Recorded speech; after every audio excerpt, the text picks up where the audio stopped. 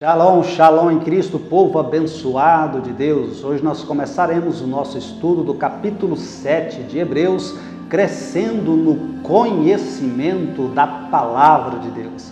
Capítulo 7 vai falar sobre o enigmático Melquisedeque. Falaremos então sobre o sacerdócio superior de Cristo, segundo a ordem de Melquisedeque. Título que damos no capítulo 7, do verso 1 até o 28.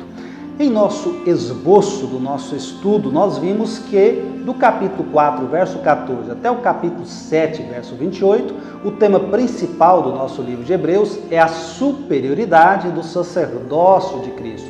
E neste capítulo 7, o escritor vai mostrar que o sacerdócio de Cristo é superior porque é de uma ordem superior, a ordem de Melquisedeque. Então nós podemos dizer que esse é um capítulo-chave no livro de Hebreus, porque ele vai tocar em um ponto extremamente sensível da religião judaica, que é o sacerdócio levítico, isso mesmo. E aí nessa linha de raciocínio nós podemos perceber um ciclo que começa em Hebreus capítulo 1, verso 3, especialmente a parte final, e fecha esse ciclo em Hebreus capítulo 8, verso 1. Deixa eu trazer aqui para você os dois versículos e você vai poder perceber aí a semelhança. Hebreus 1:3 diz assim: depois de ter realizado a purificação dos pecados, ele se assentou à direita da majestade nas alturas. E Hebreus 8:1 vai dizer assim: o mais importante do que estamos tratando é que temos um sumo sacerdote como esse, o qual assentou-se à direita do trono da majestade nas alturas. Ok, maravilha. Então você percebe aí esse ciclo entre essas duas passagens. Olha só, o sacerdócio levítico era o centro da religião judaica. E nós podemos ver pelo menos dois motivos para a gente poder fazer essa afirmação. Primeiro, os sacerdotes levitas eram responsáveis pelas práticas religiosas e sacrifícios no tabernáculo e depois no templo de Salomão, no templo de Jerusalém, que era considerado o centro da adoração a Deus pelos judeus. E um segundo ponto que nós podemos perceber a importância do sacerdócio levítico é que os sacerdotes levitas tinham uma função importante na preservação dos ensinamentos sagrados, incluindo as leis, as cerimônias e as tradições que formavam a base da fé judaica. Então, essas duas razões mostram o quanto o sacerdócio levítico era central na religião cristã. Por isso o autor faz toda uma preparação até chegar a esse ponto de declarar a supremacia do sacerdócio de Cristo sobre o sacerdócio de Arão, aqui no capítulo 7. E nesse capítulo, esse é o propósito central do escritor: mostrar a supremacia do sacerdócio de Cristo em relação ao sacerdócio de Levítico. O autor quer mostrar que o sacerdócio de Jesus era superior ao de Arão, porque era de uma ordem superior. Isso é o capítulo 7. Depois, o ministério dele, de Cristo, está sob uma aliança superior, capítulo 8, é exercido em um santuário superior, capítulo 9, por causa do seu sacrifício perfeito, seu sacrifício superior, visto isso no capítulo 10. Então, neste capítulo, nós podemos ver aqui três verdades sobre o sacerdócio superior de Cristo, segundo a ordem de Melquisedeque. Pois bem, primeira verdade aqui, então, o sacerdócio de Cristo é superior porque é segundo a ordem de Melquisedeque. Isso nós vemos nos versos 1 a 10. Melquisedeque é um personagem muito interessante no Antigo Testamento. E olha só, ele é citado em apenas 2 passagens, em Gênesis 14, do verso 18 até o 20, e no Salmo 110, verso 4, que é um salmo que nós chamamos de salmo messiânico. Mais de 1000 anos depois, ele será citado pelo autor de Hebreus, especialmente no capítulo 7. Vai falar no capítulo 5 e 6, mas o foco será o capítulo 7.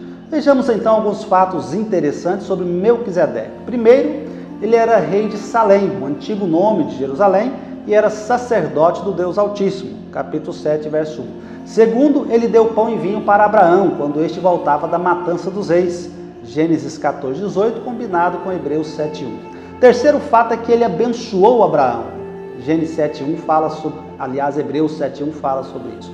Um quarto fato, Abraão deu o dízimo de todos os despojos para ele, Hebreus 7:2. E um quinto fato, ele é sem genealogia citada, então permanece sacerdote para sempre, tendo sido feito semelhante ao Filho de Deus, como nós vimos no verso 3. Bom, visto que Melquisedeque foi, como diz o verso 3, feito semelhante ao Filho de Deus, vejamos então 5 semelhanças entre Melquisedeque e Jesus Cristo. Melquisedeque era um tipo de Cristo. Primeira semelhança, ambos são sacerdotes e reis. Melquisedeque é descrito como rei de Salém e sacerdote do Deus Altíssimo, lá em Gênesis 14, 18. Enquanto Jesus é frequentemente descrito como um rei e como um sumo sacerdote, conforme Hebreus 4, 14. A segunda semelhança, os dois não têm genealogia registrada.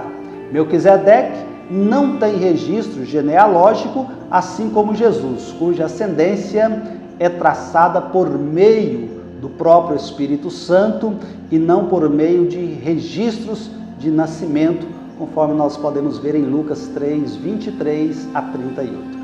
Terceira semelhança é que ambos são mencionados como sendo maior que Abraão. Hebreus 7, 7, Melquisedeque é mencionado maior que Abraão, e João 8, 58, também Jesus é colocado como maior que Abraão. Quarta semelhança, ambos são descritos como eternos. Melquisedeque é descrito como sem pai, sem mãe, sem genealogia, tendo nem princípio de dias, nem fim de vida, e permanece sacerdote perpetuamente, verso 3 de Hebreus 7, semelhante à eternidade de Jesus, vista em várias passagens bíblicas, como por exemplo, Apocalipse 1:8 e João 8:58. Uma quinta semelhança é que ambos oferecem pão e vinho. Melquisedeque traz pão e vinho para Abraão, enquanto o nosso Senhor Jesus oferece pão e vinho que simbolizam o seu corpo e o seu sangue. Na última ceia, Jesus fez isso.